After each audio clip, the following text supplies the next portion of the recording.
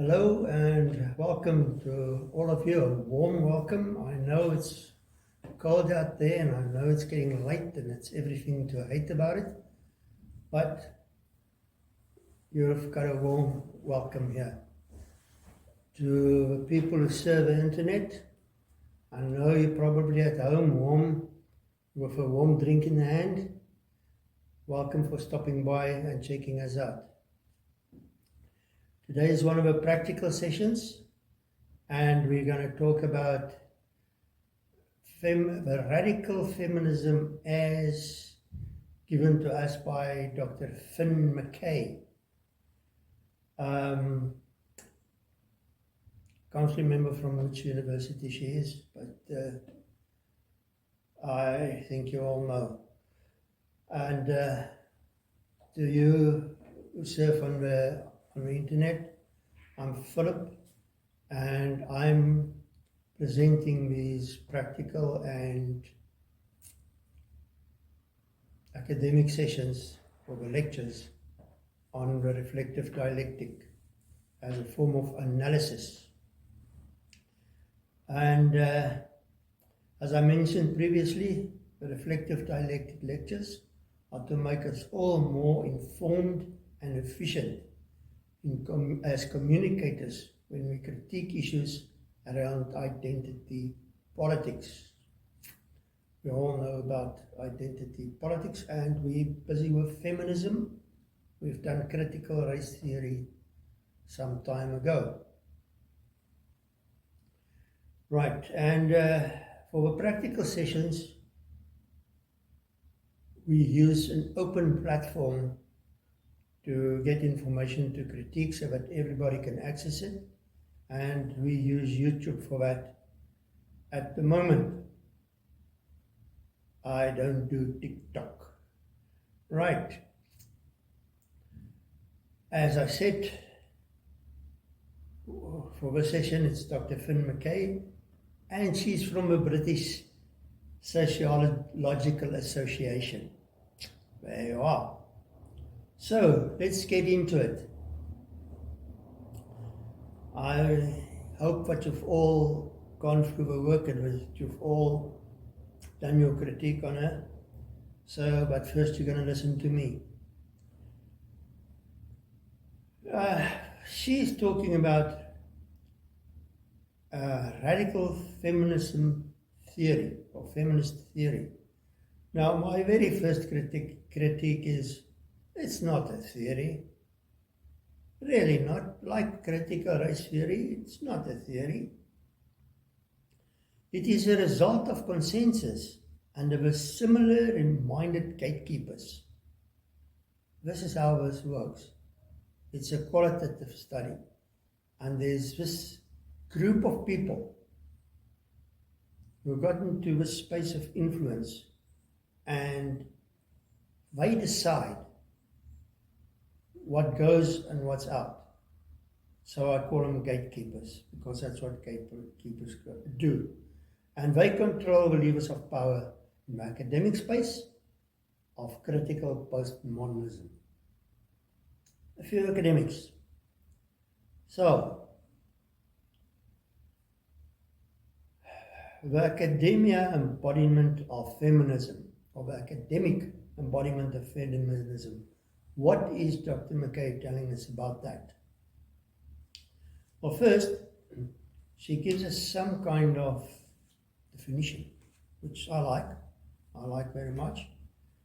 Feminism, according to her, is defined as a political and social movement that studies power and the sharing of power under the ideological guidance of Marxism, Leninism, and Trotskyism. Right. It's a political, social movement. Getting back to that. They study power. That's it. Power. I don't even know what that means, but anyway. They study power. And the sharing of it. That's important too. And remember, we're not Marxists. We're just under the ideological guidance of Marxism, Leninism, Trotskyism. Those guys who started communism in Russia, and China, and North Korea, and Cuba, and a couple of other places. Right. And that was in the mid-1800s, remember that. What's my take on this definition? Social movement includes, who's a social movement? I can tell you, the celebrities, the social media influencers, people with social power. They've got power to change things, to change people's minds, control their perspectives. Right. And my next problem is, it's academics, so they use taxpayers' money to find ways to gain political leverage to advance a focus group. But without a consensus on civil constraints. So,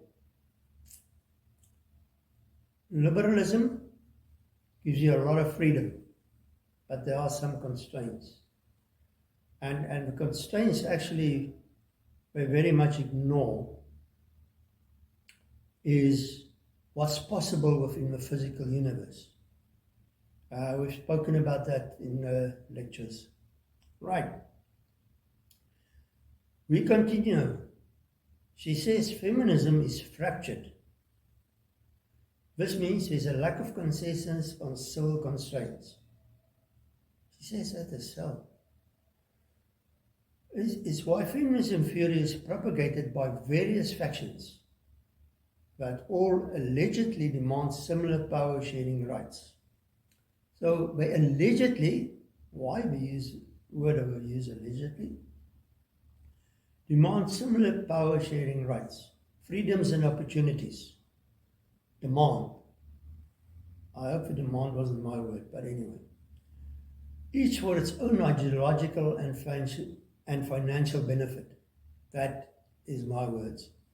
Each for its own ideological, which is from Marxism, and financial benefits. Because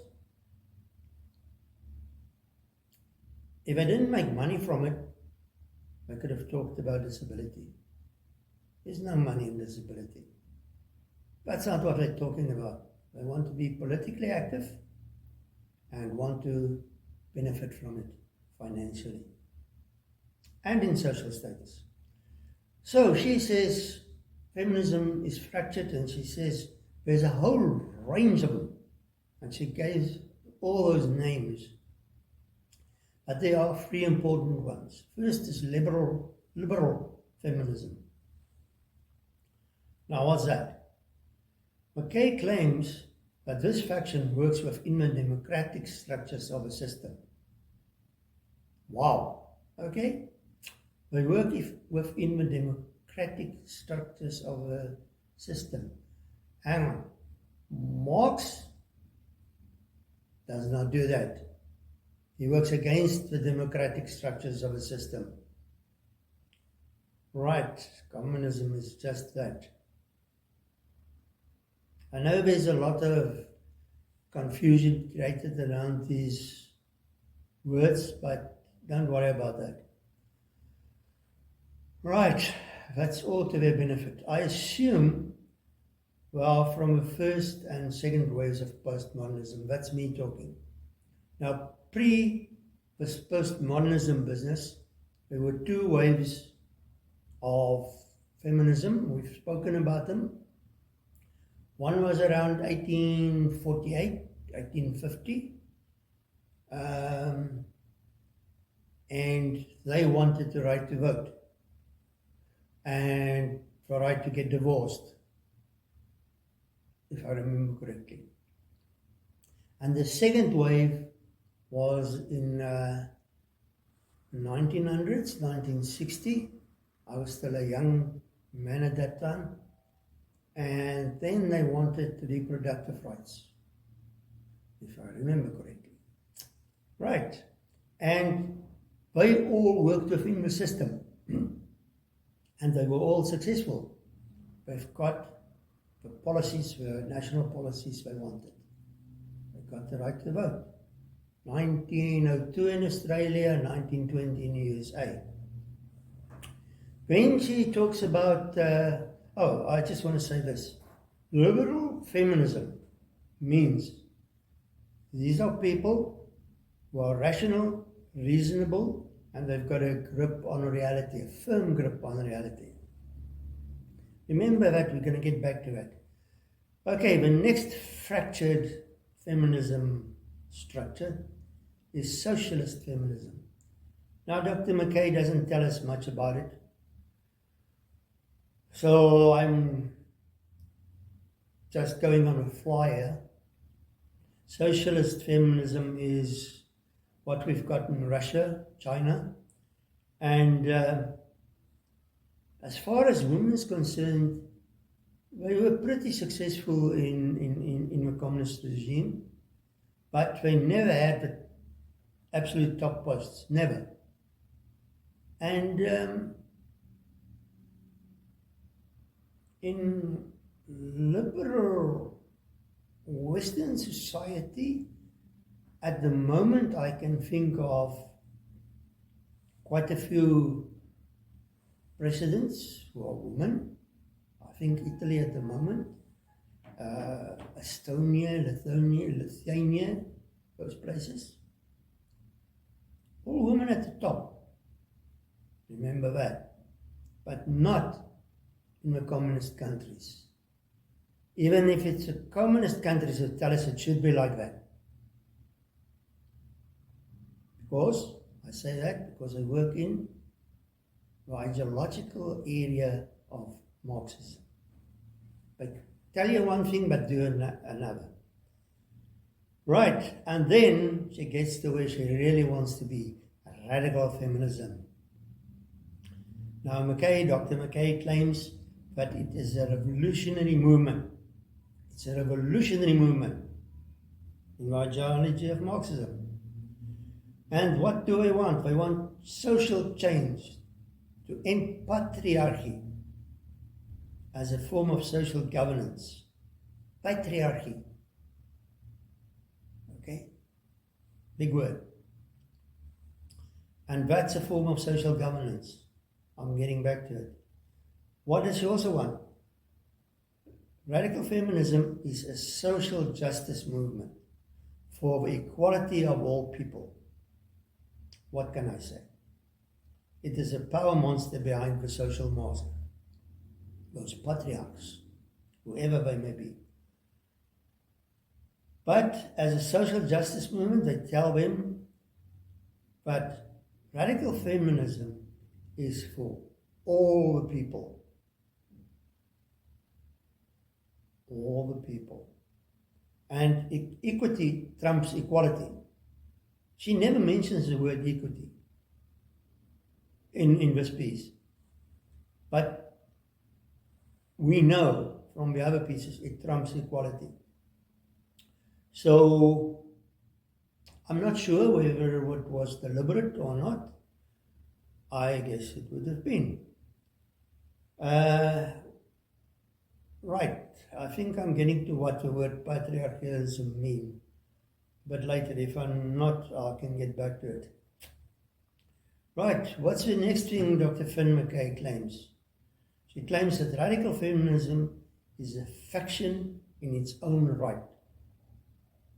So she's proud on it being a faction. She's proud on being a faction of a greater movement. Only a faction. Okay. And she says that it's a good thing. She says that radical feminism is ultimately distinguishable because, and then she gives us a few reasons. She advocates the following. It is ultimately distinguishable for the belief that society exists in a context of patriarchy. Okay, so they are the people who, the feminist movement who uses this word, patriarchy. Now, The term patriarchy is used to refer to the rule of a father as the head of a household. Her words, not mine. Right, my words. The rule of a bossy man with pushy manners is the reality of a social organization. That's what she's saying. The patriarchy. Now, the most patriarchal thing I've seen recently is the Orthodox Church in Russia and the way they go about their business. Remember, this is with people who's telling us it's not a good thing. Again, they're doing one thing, saying another. Right. What does it mean? Males dominate organizations and society and all major institutions. And then she goes about and she names these institutions. And I do need to read it to you. Because it's to cry from actually, and it's not funny. She says it's business, whatever that means. Policing, law, politics, military, medical, cultural, all those things. I go, righto. However, she makes an exception. She says, not all males have got the power. There's a caveat here. Not the minority males, it's only the white European males. Yeah, people like me. We are the patriarchs. Okay, I think you should ask my wife about that. Now, the exceptions refers to black men and white in Aya. This is interesting. My words. The exception refers to black men in white countries and not the white men in black-dominated countries. The black-dominated country, South Africa is one, Zambia, any other Africa country. Right. She's not talking about that. Only about the Europeans. Very focused. Very focused. Right. What else do I say? In Europe, there are, there you are. In Europe, there are queens that rule, women prime ministers and presidents. In the USA, there's at the moment a black woman who's vice president. And she might, in about 50 days, make it 49. She might be, I would love to make it 42, but let's stick to 49. She might be the president of the USA. Black woman. So, yeah, that's patriarchy. That's what I call patriarchy. Now, the queen, I think she was generally known as a matriarch, I think, but nobody is talking about that. Okay, this is also not the case in countries where there are autocrats. They decide who goes where. Right, and why the military? Isn't women all about peace, kindness, collaboration, and social goodness? Why do they want to be the head of the military? This doesn't make sense to me. Although there's a lot of money in the system, and if you want to get some money, under the table, what they call international bribery, then yes, you would want that. That's only my opinion. Right. To prioritize and promote women-only leadership. This is what radical feminism do. To prioritize and promote women-only leadership or leadership outcomes in order to learn skills of organizational leadership. So you must first give them the post, then we'll learn how to do it. What about the education part of it? No. It's not equal opportunities. so you can get a job if you've already got the qualification. It's equality of outcomes, or equity of outcomes. First, give me the job, then I'll learn, in my opinion. Right. As far as I'm concerned, the horses are pushing the carriage. Yep. Scientifically sound. Right, what does radical feminism do? To recognize sexualized male violence against women and children as key in women oppression. Now, you must be careful for this one, because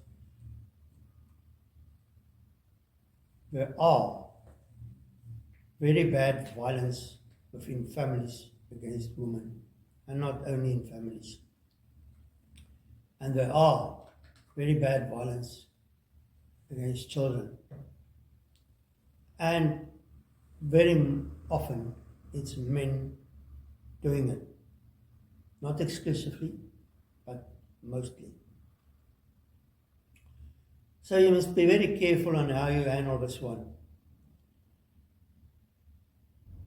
I think she tries to seek a solution for domestic abuse, rape, sexual violence. And we've already learned that they can't stick to a point.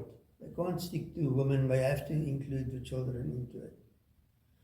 Now, getting to the next one, the next practical session which you have to do, that Dr. van Heerden says this adding the children every time, linking it to the woman, is to keep the woman in the perception of society as victims, which are childlike. So radical feminism actually uses this opportunity to degrade women to children. That was not me saying that. Okay, but I agree with it. Now, looking at patriarchy as a problem, that is the problem, as far as I'm concerned, because it is much deeper and wider as this. You can't just have a label, patriarchy, and, it's done with. It becomes a problem. They must account for the influence of male gods and the species' original biological and social organization around procreation. What does that mean? Most of us here today are either Christians or Muslim. In both cases, we have a male god. Probably the same God, different names, but it's a male God. And that male God, if I remember my Bible correctly, from a Christian perspective, Eve was only a kind of a companion for Adam, a male. And she was actually taken from his body. So she wasn't even created by God. It was something like that. So there's the start of a problem, a patriarchal problem already. We have to look at that as well. You can't just talk about patriarchy. As remember I said earlier, the Russian church, the Orthodox church, symbol of patriarchy, in my opinion. Right, where were I? Okay, also we must look at the species factor. Remember, we're working in the lectures with the origin of knowledge, where we look at what other species do, and we kind of use it as a measure for human behavior as well. So there are species with matriarchal structures. I'm not one of them, there's quite a few of them. Right.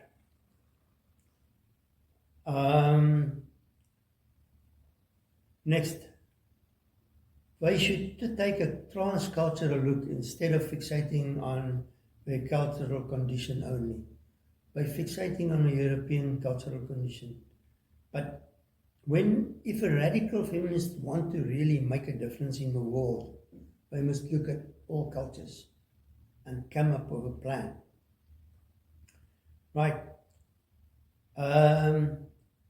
When they trash men in feminist talk and heterosexual people in LGBTQ talk, they should take a moment to think about the problem they identified here. The sexual male violence thing. You can't trash people violently and then preach violence is a bad thing. Stick to your principles, I would say. Right. What else is this radical feminism? Okay, we're back to patriarchy. That patriarchy extends violence to industries of prostitution and pornography. I'll just stick to my above reply. If you look at the LGBTQ community or society, is there prostitution going on there? Is there pornography there? I'm only asking. But it's only wrong for the patriarchs. That's what radical feminism tells us. Don't look at me like that. Right. They align with other feminist movements in politics. So, yes, they are a separate faction, but they are well aligned. We must remember that. It's a healthy thing. But I wonder about the truth of it. Radicals want you to align to them because they have a monopoly on truth. So how much aligned they are, I don't know, because how aligned can they be? Because they're against liberalism. So a liberal feminist means nothing to them. Right. To ensure revolutionary social justice movement for the liberation of women and the whole of society, which is based on equality for all people. Remember, I said she doesn't use the word equity. Based on the equality of all people for all life. Now that's big.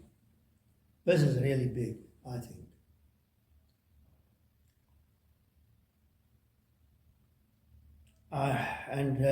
If I make a comment as a pale, stale, fragile male, then I wonder about the following things. First, what liberation are radicals fighting for? If a liberated feminist in the liberal system is a distinctly different other to the radical us, that's what I've said earlier.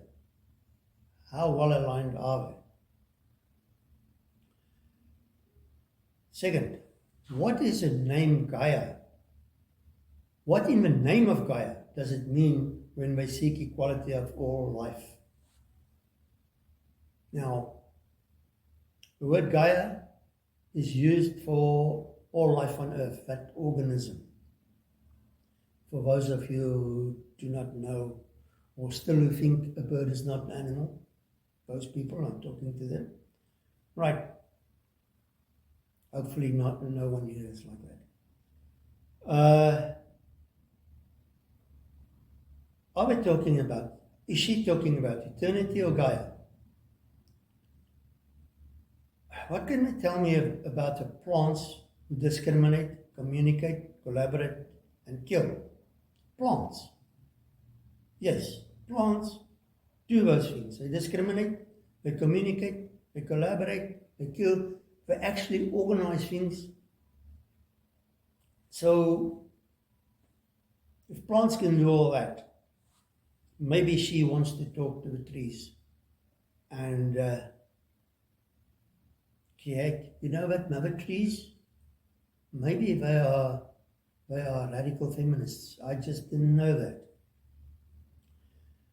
Right, what can the trees tell me about the patriarchy and matriarchy, homosexualism and heterosexual conduct? Now, I do know that patriarchy, matriarchy, and homosexual conduct happens within other animal species. And I don't think we got to that in the lectures yet. But we will soon, if we haven't already. Right, to them, the next point. To them, this is radical feminists, their strength is in the bridges they built between them and other social justice movements. Remember, that's what they said, they linked or they aligned.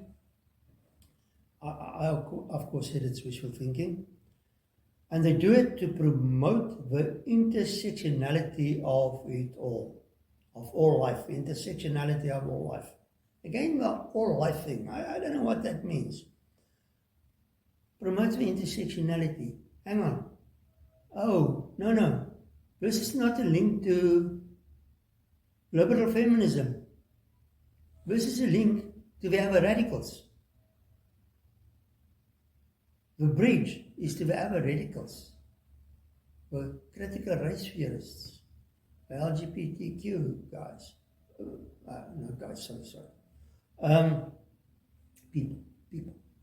Right. Now, remember that. And then I'm being naughty, and I'm saying the following. My dog proudly identifies as a black Labrador bitch and barks bitching me about my intersectional interference in her life as a hater of a neighbor's white male cat with no pedigree status or proud pedigree status. Sorry, I had to make this joke. That's how I deal with life. But it may be true, my dog may proudly identify as a black Labrador bitch. And she may hate, or she may love, a white non-pedigree cat of a neighbor. All those social status things. Right, next. And this is again my critique. Social engineers do not build bridges, they burn them. Especially if they are lit up by the radical revolution. A revolution is about burning things, not building things. It's about burning things. She can't build bridges if she's a revolutionary, if she's a radical feminist. She has to burn them by definition. We really don't know what they're doing, but anyway, let's leave it there. But it's not the end of it.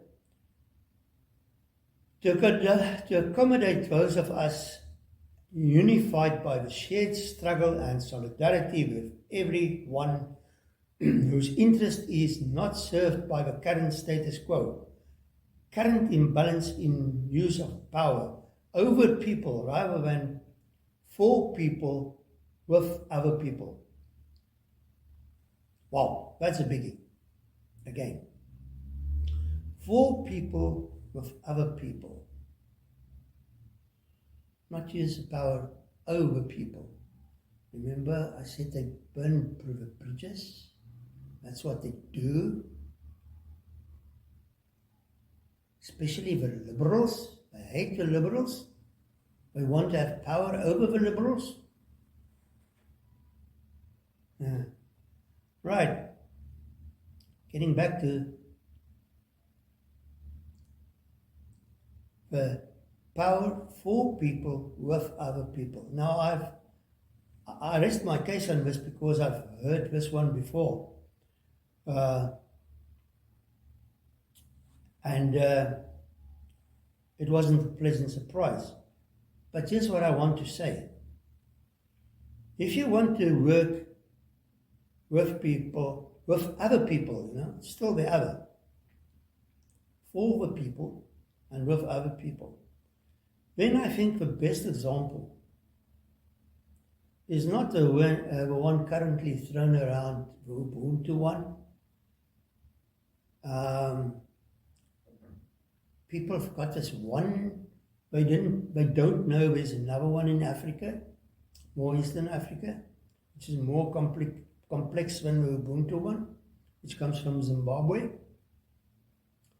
But the real powerful one here comes from the Christian Bible, Jesus of Nazareth.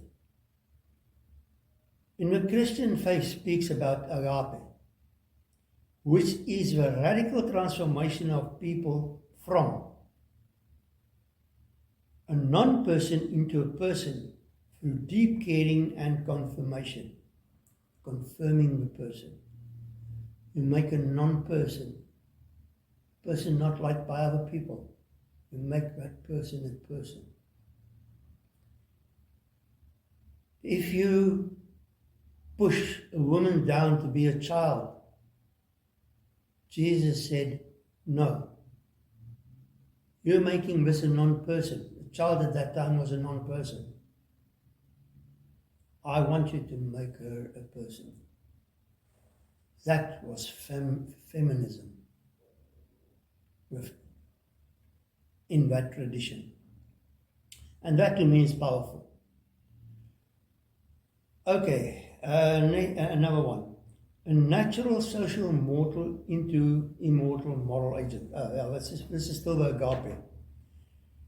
Agape is to make a natural social mortal into an immortal moral agent. Immortality is for eternity, but it's to do with heaven. That's the Christian belief system. So that's also powerful, whether you agree with it or not. These are strong radical statements, not the with other people conspiracy BS. And I'd like to spell it out, the BS, but let's stick to the BS. Right, it's still not the end of it. Radical feminism has an essence, which in essence is more than being a distant faction in its own right. Let me read that again. Radical feminism has an essence which in essence is a more than being a distinct faction in its own right. Now this is my heading, and I'm concentrating on this word essence for a reason. If you've studied postmodernism, you would know that they hate the word essence. So in essence, I'm using it quite a lot. So, back to Dr. Mackay. She describes radical feminism can be described as a social justice movement for equality for all people that is not reducible to the equality in a non-equal world. What? I don't know what that means. But it's something because you can't get equality if you don't change the world first. So you must make everyone equal. That's what communists tried to do, and only the elite had cars and food. The rest died from hunger. Yep, that's equality. And it's happening at the moment, also in China. I know everybody is praising China for everything, but take a critical look. And what's really happening there? People are dying from hunger. And just last week, they've got these food schemes in Africa, but their own people are dying. Yep, I know.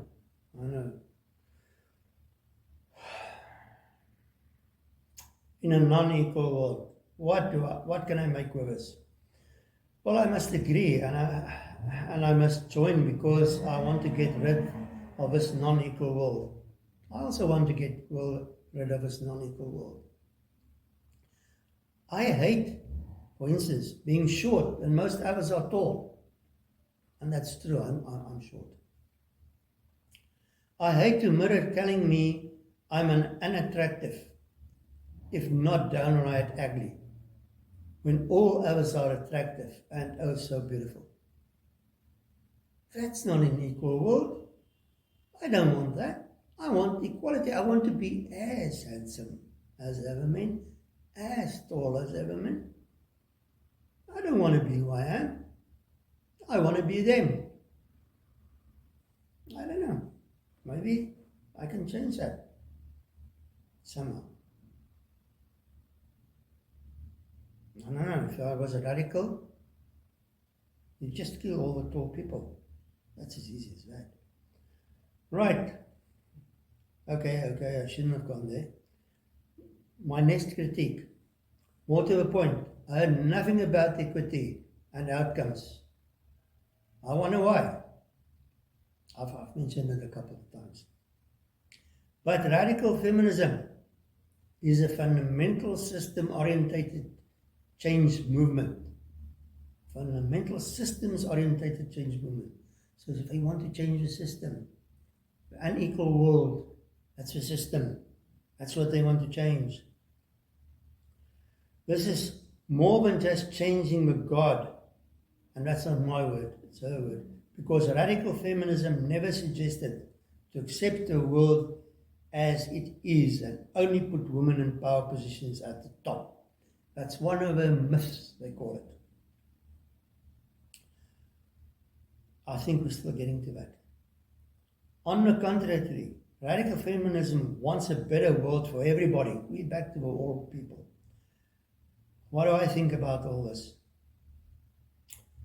The use of the word God here is telling, because as I suggested earlier, we must consider the influence of ultimate patriarchal male God on society's ideas, structures and institutions. The male God is in our structures, in our institutions, whether we're Christian or Muslim, or I assume every other culture with their gods. I can't talk for them. At least this time I do not have to call on Gaia, because Mackay limits her wish for revolution to humans. That's a relief. But this is not the end. Radical feminism, according to Mackay, Dr. Mackay, remember, is a myth attractor. Just to go to the next session, Dr. Van Heerden calls them a myth distributor, creator and distributor, the opposite. And she's a feminist as well. I assume she's a liberal feminist. The myth attractor, for example, that radical feminist politics claim that women are better than men in terms of culture and have superior values and therefore deserve a top spot in society. That's not what they're saying. Really, if you thought that's what they said, you're wrong. Well, as with CRT and RFT, and this is my critique, I perceive critique as myth. This is what they do. This is what I think they do. The critical race theory people and this the radical feminist theories perceive critique as myth. So whenever you critique them, they say, that's just the myth you're creating. And from a presentation of Finn Mackay, Dr. Mackay, I can see how this myth allegation is not about malicious wishful thinking. She's not malicious. It's a myth in the traditional cultural sense, which myths are to get people to behave in certain ways. That's the cultural sense of a myth. Those stories they told. And they were stories. She's telling a story, and she knows it. If I may add a myth to the myth, I say that this is a nice way to go about in army style. What happens in the army when you join the armed forces? They literally break you down to nothing. And when they're nothing, they build you up as a soldier who take orders and execute them without question. This is exactly what radical feminism is doing, and this is my view. This is not what they're saying. I'm adding this myth to all their myths. Right, they break the human spirit of the other and then rebuild them as loyal soldiers for their ideological pursuit. And to end, the very last thing I'm going to say, apparently, is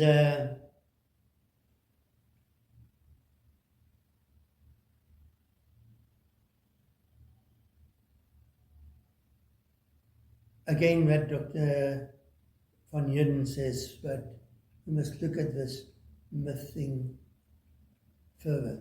Thank you for listening to my critical dialectical analysis. It's now time for a short break, and then we get back and you'll give me your critique and we'll discuss it. Thank you very much.